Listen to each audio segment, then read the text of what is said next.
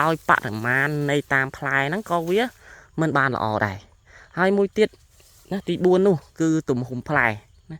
ទំហំផ្លែយើងក៏វាអត់បានធំស្មើគ្នាល្អដែរបាទអញ្ចឹងហើយបានយើងទៀមទាក្នុងការសម្អាតឲ្យបានស្អាតបាទសម្អាតឲ្យបានស្អាតទៅអញ្ចឹងពេលដែលវាផ្លែក្នុងមួយមែកគេហៅថាមួយស្មែងនៃផ្លែគឺបានធំល្អអញ្ចឹងណាបង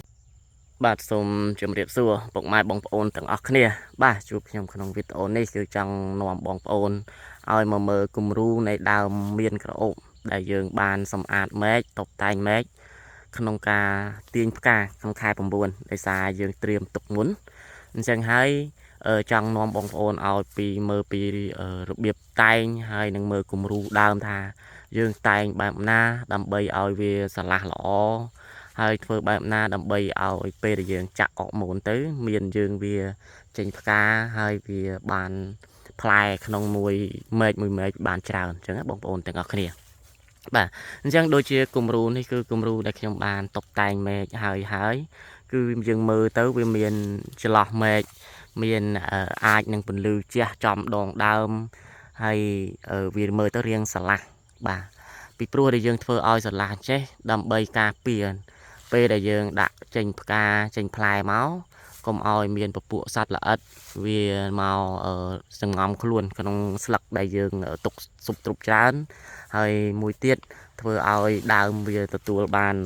រស្មីពន្លឺថ្ងៃបានល្អ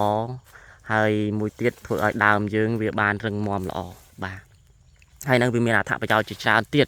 បាទហើយខ្ញុំចង់បង្ហាញបងប្អូនដែរនេះគឺជាប្រភេទដើមដែលខ្ញុំបានតែងម្ដងដែរប៉ុន្តែពេលនោះគឺយើងសម្អាតពេលដែលប្រមូលផលរួចអញ្ចឹងហើយប្រមូលផលរួចម្ដងយើងតែងម្សាបងប្អូនណាហ្នឹងវានឹងដុះស្លឹកបងប្អូនឃើញដុះស្លឹកឡើងស៊ុបទ្រុបបែបនេះបាទវាស្លឹកច្រើនបាទអញ្ចឹងហើយគឺចង់ឲ្យបងប្អូនទៀមទាក្នុងការសម្អាតហើយបើយើងទុកវាស្លឹកច្រើនបែបនេះសំណួរសួរថាតើយើងអាចដាក់ពជាផ្លែផ្កាបានទេបានបងប្អូនមិនអត់ទេប៉ុន្តែអ្វីដែលកត្តាដែលយើងប្រឈម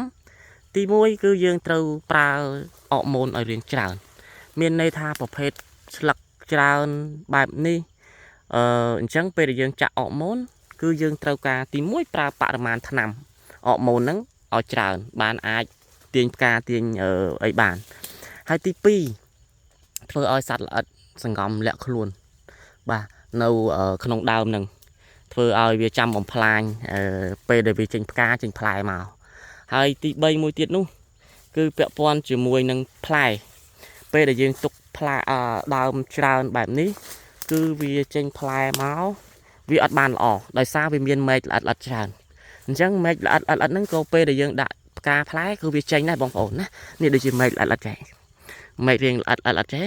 ពេលដែលយើងដាក់ចេញផ្កាចេញផ្លែវាចេញមកដែរអញ្ចឹងធ្វើឲ្យបរិមាណនៃតាមផ្លែហ្នឹងក៏វាមិនបានល្អដែរហើយមួយទៀតណាទី4នោះគឺទំហំផ្លែណាទំហំផ្លែយើងក៏វាអត់បានធំស្មើគ្នាល្អដែរបាទអញ្ចឹងហើយបានយើងទៀមទាក្នុងការសម្អាតឲ្យបានស្អាតបាទសម្អាតឲ្យបានស្អាតទៅអញ្ចឹងពេលដែលវាផ្លែក្នុងមួយមែកគេហៅថាមួយស្មែងនៃផ្លែគឺបានធំល្អអញ្ចឹងណាបងប្អូនបាទហើយនេះខ្ញុំបានត្រៀមក្នុងការចាក់ក្នុងខែ9ហ្នឹងហើយគឺខ្ញុំកំពុងតែសម្អាតឲ្យបានស្អាតល្អបាទអញ្ចឹងបងប្អូននេះគឺបងប្អូនអាចទស្សនាក្នុងវីដេអូហ្នឹងបងប្អូននឹងមើលឃើញថាទម្រង់នៃការសម្អាតហ្នឹងគឺយើងគួរតែសម្អាតបែបណាឲ្យវាស្អាតបែបណាអញ្ចឹងដែរណាដោយសារក្នុងលោកការបកស្រាយខ្ញុំបញ្ជាក់បងប្អូនទៅមិនបានក្បោះក្បាយមិនបានអីអញ្ចឹងបងប្អូនអាចមើលជាកម្រងរូបភាពដែលខ្ញុំកំពុងតែថតជូនបងប្អូននេះហើយបញ្ជាក់បងប្អូនណាគឺនេះគឺជាដំណាំមានក្រអូបបាទហើយហេតុអ្វីដែលខ្ញុំចង់បញ្ជាក់បងប្អូនមួយទៀតនោះគឺយើងតែងក្នុងខែនេះយើងត្រៀមដាក់ខែ9ដោយសារយើងមើលទៅថារដូវបុណ្យដែលយើងអាចលក់បានថ្លៃក្នុងកំឡុងបុណ្យប្រពៃណីចិនណាសែនចិនអញ្ចឹងណាបងប្អូនអញ្ចឹងដោយសារឆ្នាំនេះការសែនចិនយើងគឺនៅក្នុងខែ2បងប្អូនណាដើមខែ2អញ្ចឹងហើយគឺយើងទៀមទាចាក់នៅក្នុងខែ9 bây giờ rọp pì dương chạ ọ môn là hồ đỏ pê sàn chân cứ nấu không chả lọ tam khai dân tam khai cứ dương ai của một phò bà này cứ miền đi bờ dương đã tới vừa ai lụt trên cá lươn ai tham một phây ngày ai trên cá bán nu cứ dương ai bay không chả lọ buồn khai cả lá ai dương vô phò bà này tại bây giờ riêng ác đo mà khai bên dương ai trên chỉ trui cho chụp cá máu chẳng dương tam khai trâu mồm nè chẳng tua tại dương lơ tam khai thì tuổi có dương ọt ai chứ nè miền dương tua tại dương riêng lơ dụ trong ca bằng mô phò tích cô vi ọt chào chụp bài hà đây thì pro đầm nam miền đi p đại việt tung cô vi mình men tha tung là mồm hộp hái tiêm tiệc bầy không năng đây miền này thay dân ai tục đã xa tàu mục tiết bàn đo tại cả là khai tàu mặc khai tàu mục tiết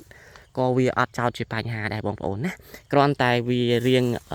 lẽ quân lập hiệp này tật đòm tích đây xa p đại việt tung bên phái cứ vì miền tật lõ phái vì miền ở rút triệt bà bàn tay tôi từ về việc tàu năng tí tiết có vì mình ở rút triệt vì miền rút triệt còn là tha bờ p đại dương bên phái bên nhanh bên túng dương hộp tức tháp em nhanh mà rồi phía rồi giống mong ổn bàn tay bây giờ tục đo lơ nâng thịt túi đo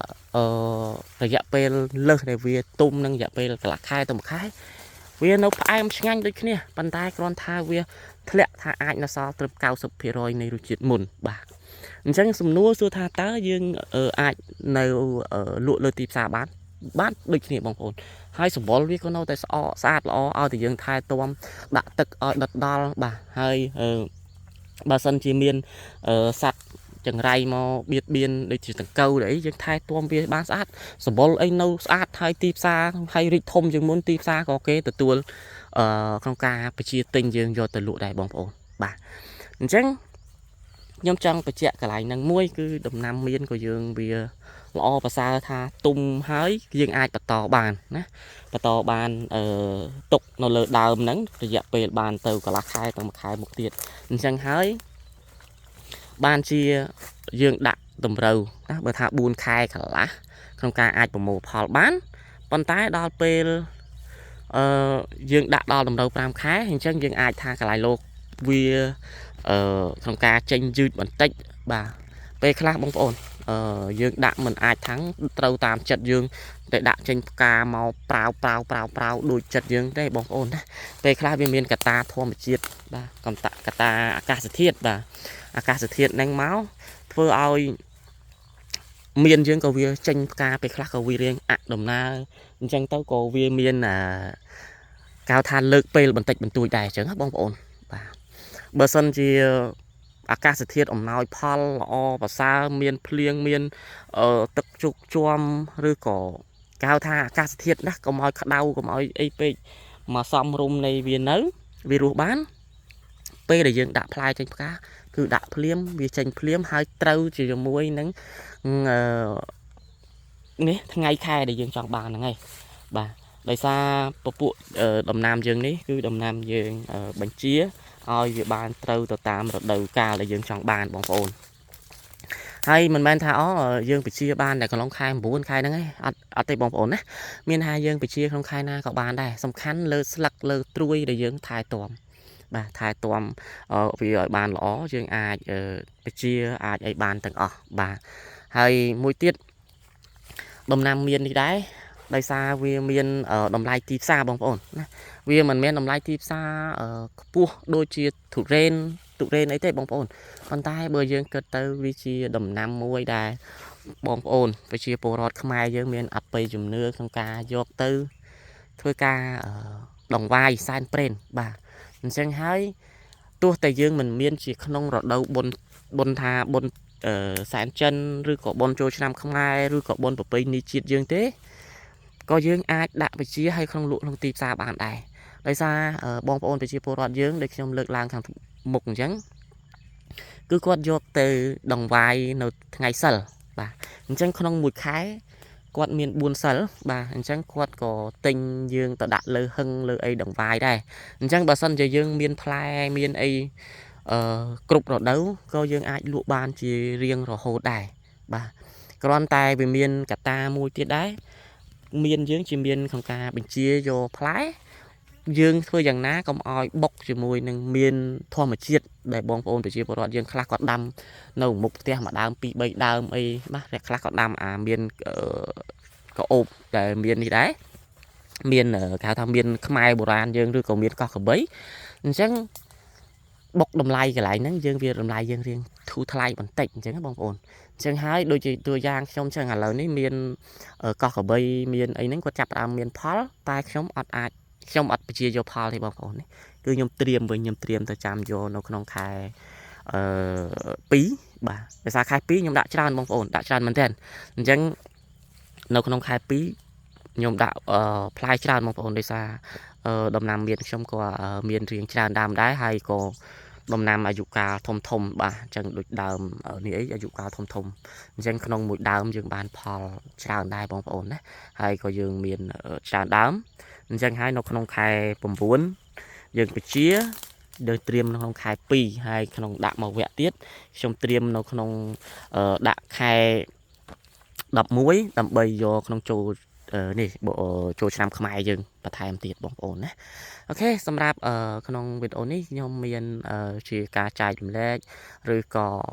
ជម្រាបជូនបងប្អូនប៉ុណ្ណឹងហើយជាចុងក្រោយបើសិនជាបងប្អូន